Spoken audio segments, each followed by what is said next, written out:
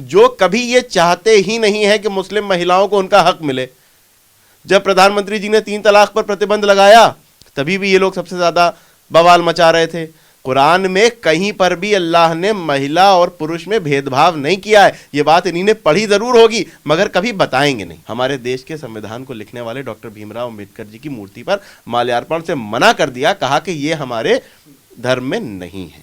किस तरह से मंच पर खड़े होकर के जिन्ना को उन्होंने आजादी का नायक बताया था, पूरे देश ने सुना। अखिलेश यादव जी, आप ही के पार्टी के कार्यकर्ता पाकिस्तान जिंदाबाद के नारे लगाते हैं, आप उन पर कोई कार्रवाई नहीं करते, कोई स्पष्टीकरण नहीं देते। ये विचारधारा किसकी है? कार्यकर्ताओं की व्यक्तिगत विचारधारा है या समाजवादी पार्टी ने खामोश रह करके उन कार्यकर्ताओं का समर्थन किया था?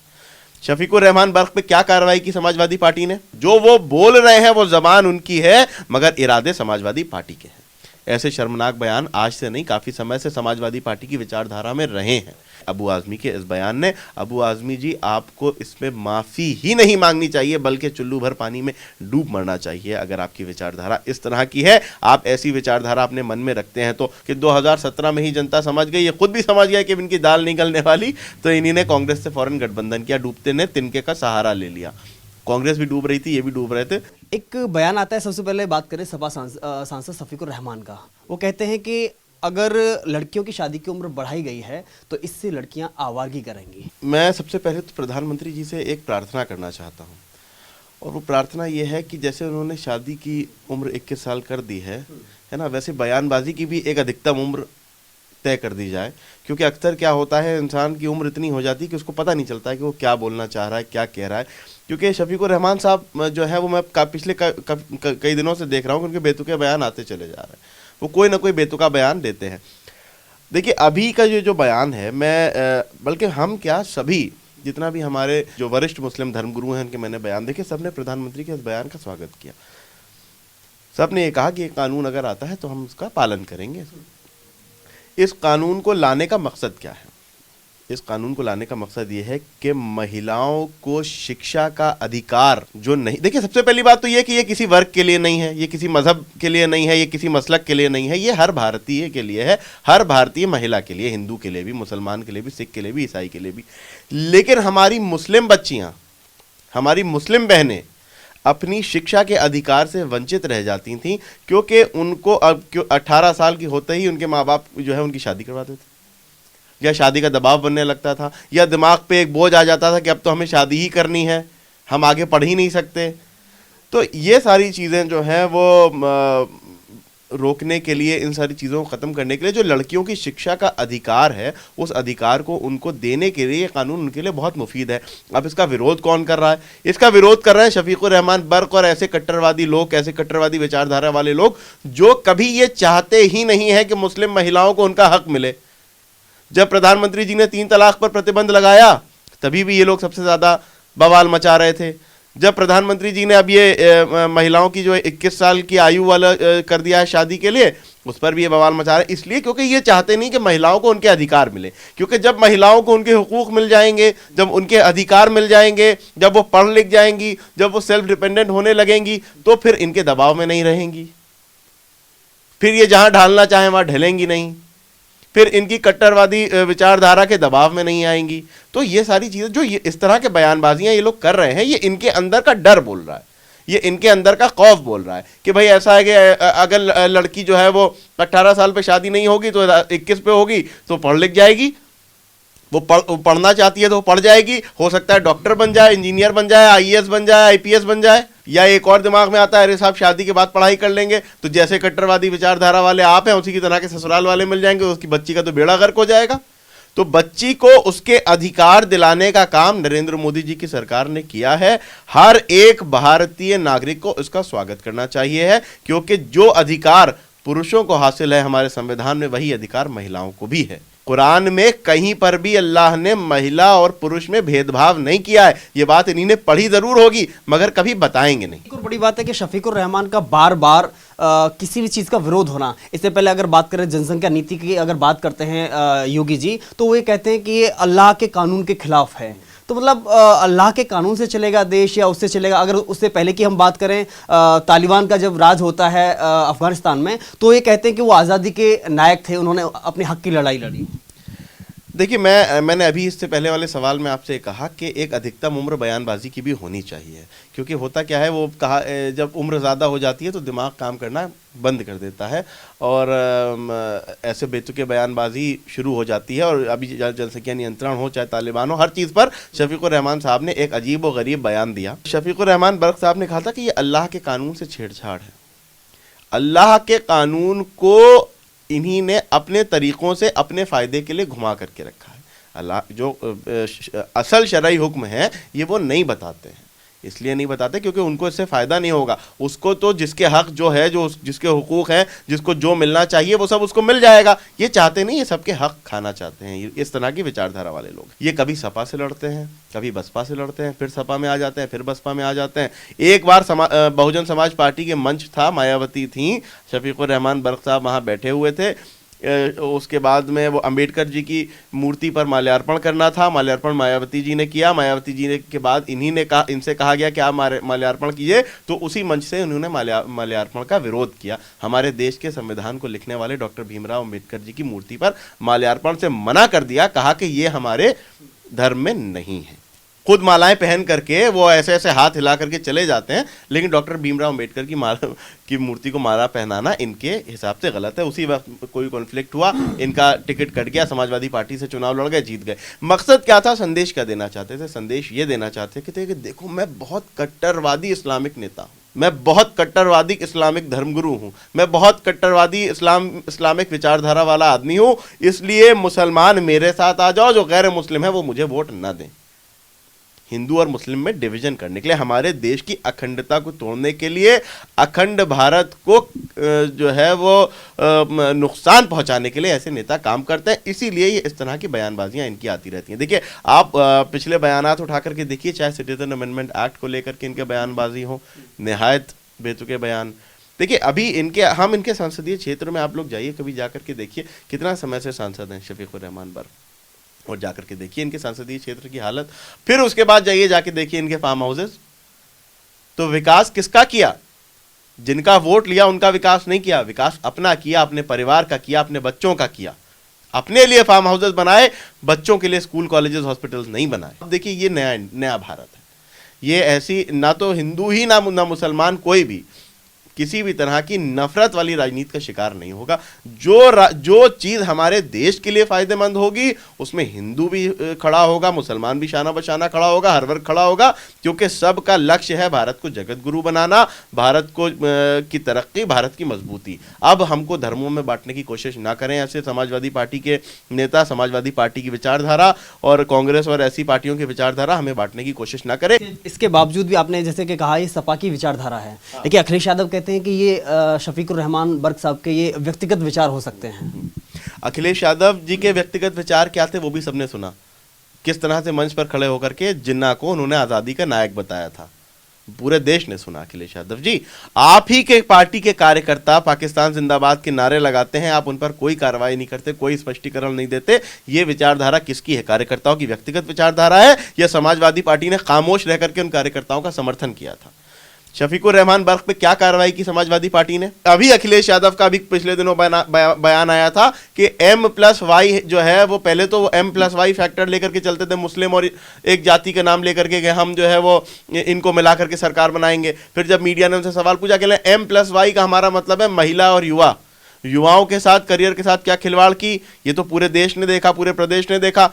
महिलाओं को कितना सम्मान देती थी समाजवादी पार्टी, इसका सीधा प्रमाण इनके वरिष्ठ नेता आजम खान है, जो मंच पर खड़े होकर के महिलाओं का अपमान करते रहे, यहां तक के संसद भवन में खड़े होकर के महिला का अपमान किया। ना अखिलेश यादव ने कुछ कहा, ना समाजवादी पार्टी के किसी नेता ने कुछ कहा, ना किसी की आजम खान से स्पष्टीकरण मांगने की हिम्मत हुई। महिलाओं का सम्मान कैसे होता है और युवाओं का उद्धार कैसे होता है, ये शफीकुर रहमान बर्क का अगर ये व्यक्तिगत बयान था तो अखिलेश यादव ने उन पर क्या कार्रवाई की? अखिलेश यादव बताएं, अखिलेश यादव ने कुछ तो उनसे कहा होगा, यही कहा होगा कि अरे चाचा ऐसे स्टेटमेंट ना दी, कम से कम ये तो बात कही होती। ये तक के नहीं कहा। इसका मतलब ये है कि जो वो बोल रहे हैं वो जबान उनकी है, मगर इरादे समाजवादी पार्टी के हैं। एक और बड़ी बात है, जैसे आपने अभी महिला सम्मान की बात की है, जैसे ही महिला सम्मान की बात आती है तो एक नारा चल रहा है आजकल, मैं लड़की हूँ लड़ सकती हूँ, जो कि दर दर घूम करके वो बता रही हैं प्रियंका गांधी। लेकिन उन्हीं के कर्नाटक के विधायक का बयान आता है, शर्मनाक बयान है, बोलने में भी शर्म आती है हमें, कि वो कहते हैं कि लड़की रेप झेल नहीं सकती है तो उसको रेप का आनंद लेना चाहिए। लड़की हूँ लड़ सकती हूँ, उत्तर प्रदेश में ये नारा देने वाली प्रियंका गांधी कुछ सवालों के जवाब दें।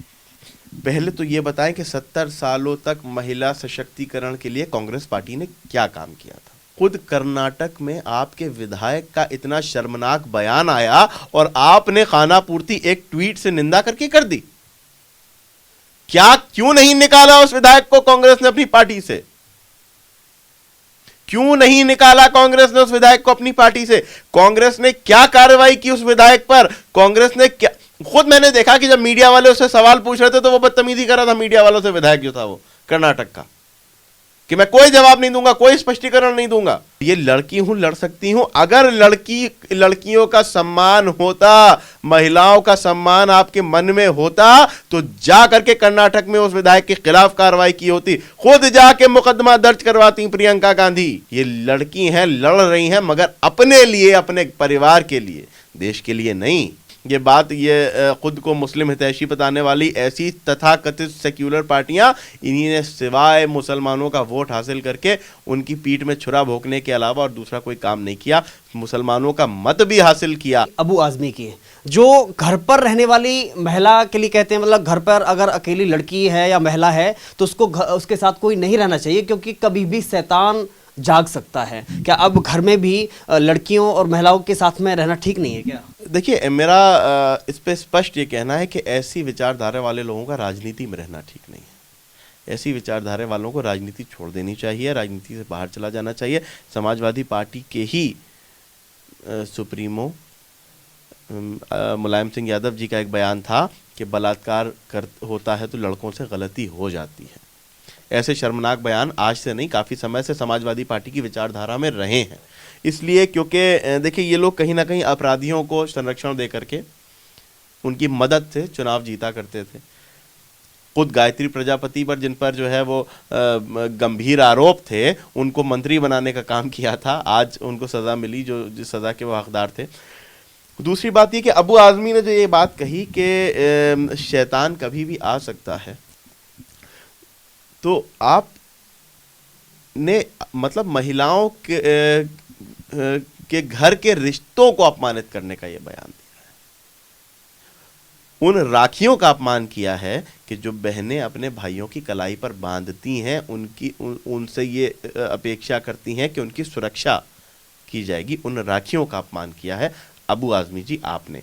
देखिए, कोई भी महिला सबसे ज़्यादा सुरक्षित, कोई भी बच्ची सबसे ज़्यादा सुरक्षित कब महसूस करती है? जब उसके इर्द गिर्द उसके बाप भाई मौजूद हो, तो वो अपने आप को एक सुरक्षित माहौल में देखती है। उस सुरक्षित माहौल को अपमानित करने का काम किया है अबू आज़मी के इस बयान ने। अबू आज़मी जी, आपको इसमें माफ़ी ही नहीं मांगनी चाहिए, बल्कि चुल्लू भर पानी में डूब मरना चाहिए अगर आपकी विचारधारा इस तरह की है, आप ऐसी विचारधारा अपने मन में रखते हैं तो। लेकिन फिर वही मैं बात कहूँगा कि ये इस तरह की विचारधारा तो समाजवादी पार्टी के तमाम नेताओं से हम सुनते आए हैं।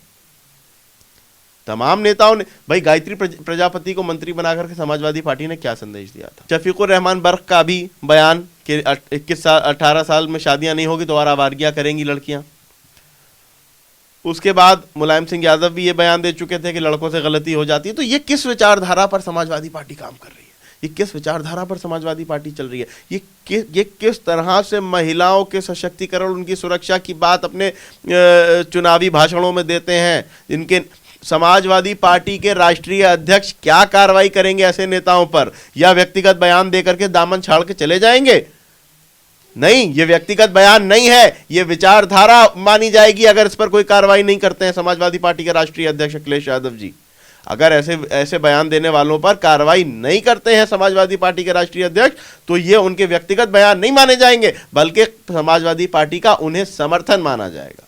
दामन झाड़ना किसी भी मसले का हल नहीं है, किसी भी मसले का इलाज नहीं है।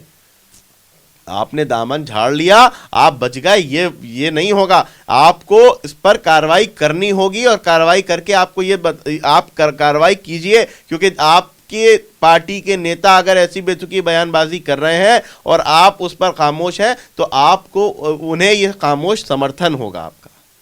और अगर आपका ये खामोश समर्थन है तो जनता के सामने आपकी विचारधारा आ गई है। क्या इस तरह की बयानबाजी करके या महिलाओं को अपमानित करके अखिलेश यादव सत्ता पर काबिज हो पाएंगे या फिर कुछ और उम्मीद है? देखिए, जनता सबक सिखाएगी। देखिए, जनता इनको सबक 2017 में भी सिखा चुकी है।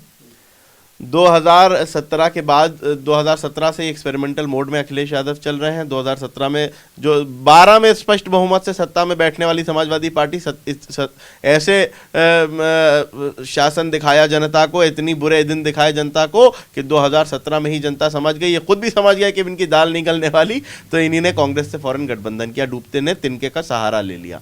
कांग्रेस भी डूब रही थी, ये भी डूब रहे थे। उसके बाद कांग्रेस वाला भी मामला फेल हो गया, एक्सपेरिमेंट काम नहीं किया। 2019 में नया एक्सपेरिमेंट किया, बुआ भतीजा मिल करके सोचा कि हम जो है वो बड़ा कमाल करके दिखा देंगे, कोई फर्क नहीं पड़ा। अब जयंत चौधरी के साथ एक्सपेरिमेंट कर रहे हैं, अब वो महिलाओं को अपमानित करके एक्सपेरिमेंट कर रहे हैं। देखिए, आप जितनी चाहे कोशिशें कर लें, अब प्रदेश की जनता आपको अपनाने वाली नहीं है। प्रदेश की जनता जो है भूली नहीं है कि क्या गुंडा राज, किस तरह से अपराध का राज उत्तर प्रदेश में 2012 से 2017 के बीच रहा है। प्रदेश की जनता को पता है किस तरह से जो है वो आजम खान जैसे नेताओं ने मुसलमानों के हुकूक का हनन किया है। भारत के प्रदेश के मुसलमान भूले नहीं हैं और ना भूलेंगे। उत्तर प्रदेश को एक बेहतरीन माहौल देने का काम योगी आदित्यनाथ जी की सरकार ने किया है। और क्या हिंदू, क्या मुसलमान, क्या सिख, क्या ईसाई, क्या बौद्ध, क्या जैन, भारत में रहने वाला हर वर्ग ऐसे ही शासनकाल की अपेक्षा करता है।